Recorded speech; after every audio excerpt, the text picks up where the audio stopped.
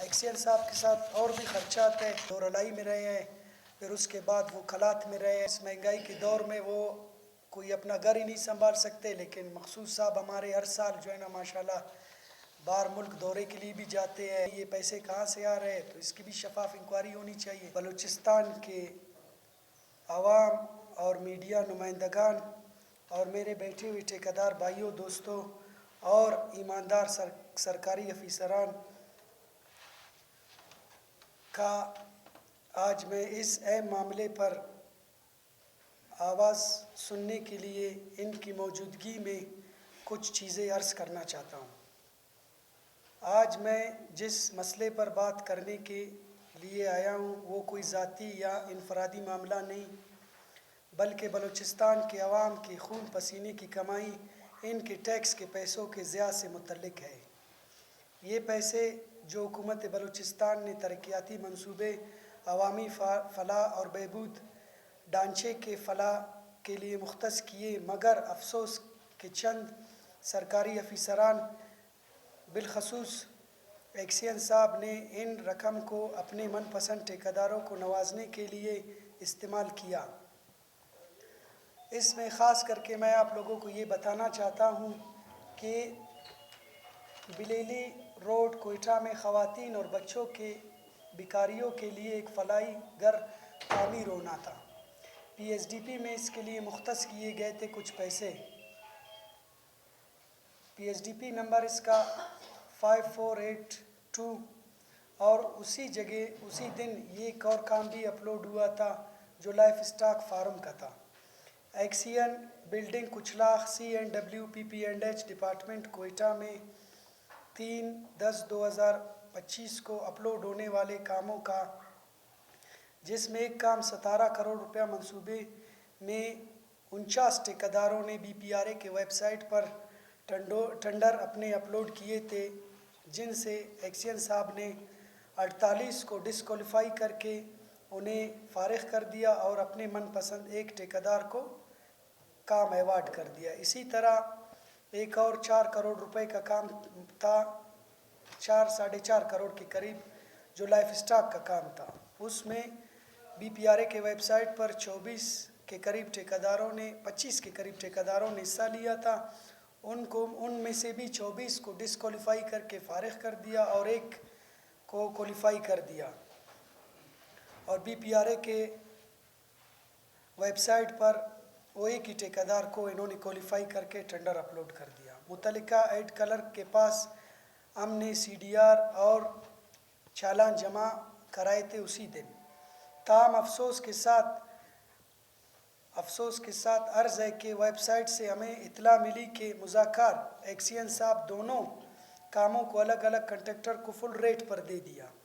یہ فیصلہ نہ صرف غیر شفاف ہے بلکہ سراسر ناانصافی ہے، کیونکہ ہماری کمپنی نے بلو ریٹ دیا تھا جس سے حکومت بلوچستان کو خاطر خواہ فائدہ ہونا تھا، لیکن اس کے برعکس ہمیں پاس یا فیل کا لیٹر تک جاری نہیں کیا گیا، تاکہ جو کہ ضابطۂ کار کا بالکل خلاف ورزی ہے۔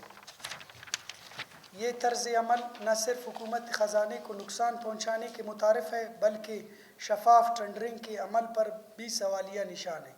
بلوچستان میں ترقیاتی منصوبوں کے سلسلے میں شفافیت کی شدید خدشات پیدا ہو گئے ہیں۔ یہ طرز عمل شفاف ٹینڈرنگ سسٹم کے اصولوں، BPRA کے قوانین اور انصاف کے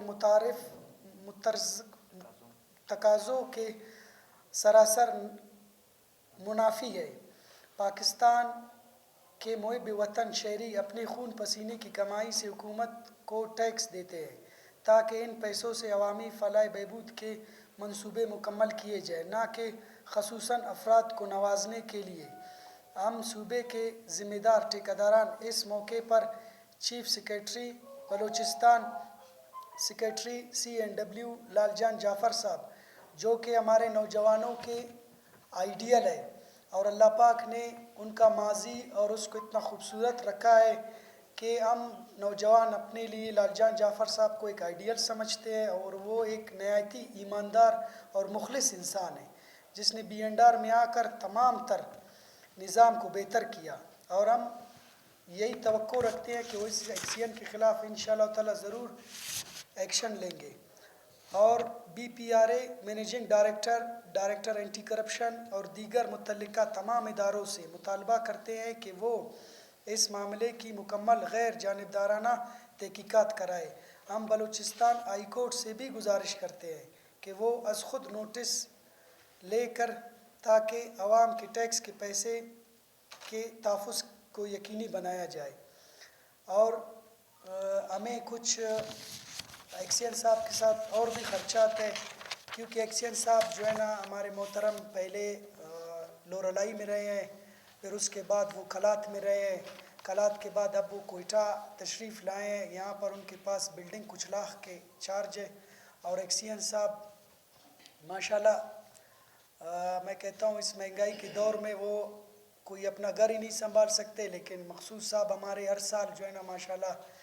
باہر ملک دورے کے لیے بھی جاتے ہیں، گھومنے پھرنے کے لیے بھی جاتے ہیں، سال میں 2 دفعہ بھی جاتے ہیں۔ تو میں سمجھتا ہوں کہ اس مہنگائی کے دور میں یہ پیسے کہاں سے آ رہے ہیں، تو اس کی بھی شفاف انکوائری ہونی چاہیے۔ اور سب سے زیادہ ہم لوگ اس چیز پر ڈاؤٹ فل ہے کہ پچھلے سال اریگیشن میں جتنے بھی ٹینڈر ہوئے تھے وہ 3 ٹھیکیداروں کے نام پہ اپلوڈ ہوئے تھے۔ اور اس کے بعد ایک اور بھی ہے کہ پچھلے سال اگر BPRA کا ویب سائٹ پر اگر چیک کیا جائے، مخصوص میرے خیال 5 سے 6 ٹھیکیداروں کو تمام بلوچستان کے کام میں الاٹ کیے گئے تھے۔ آیا باقی ٹھیکیدار ان کے ساتھ کیا مسئلہ ہے ایکسین صاحبان کا، تو میں سمجھتا ہوں اس بارے میں ہمارے ادارے جو پاکستان کے جو ادارے ہیں جو اس ملک کو چلا رہے ہیں، ہماری ان سے بھی گزارش ہے۔ اور میں ایک چیز اور واضح کرنا چاہتا ہوں کہ میں الحمدللہ ایک پاکستانی ہوں، میں اپنے بلوچستان کے لوگوں کے لیے، اپنے بلوچستان کے عوام کے لیے اور ان کا ٹیکس کو پیسے کو ضائع ہونے نہیں دوں گا۔ میں انشاءاللہ تعالی اسی طرح لڑتا رہوں گا، اور ایسے افسران کے خلاف جو اپنے اختیارات کا غلط فائدہ اٹھاتے ہیں اور وہاں پر بیٹھے ہوئے اپنے ہی لوگوں کو فائدہ دیتے ہیں۔ ظاہر سی بات ہے، آج سے کچھ سال پہلے ہم لوگ یہی سنتے تھے کہ ہمارے MP صاحبان اور منسٹر صاحبان کے رشتہ دار ٹھیکیدار ہوتے ہیں، لیکن آج کل تو یہ سننے میں آ رہا ہے اور دیکھنے میں آ رہا ہے کہ ایکسین صاحب کا والد اور اس کا بھائی اور اس کا چاچا زاد اور یہ وہ سب ٹھیکیدار بنے ہوئے، اور ان کے نام پہ اربوں روپے کے کام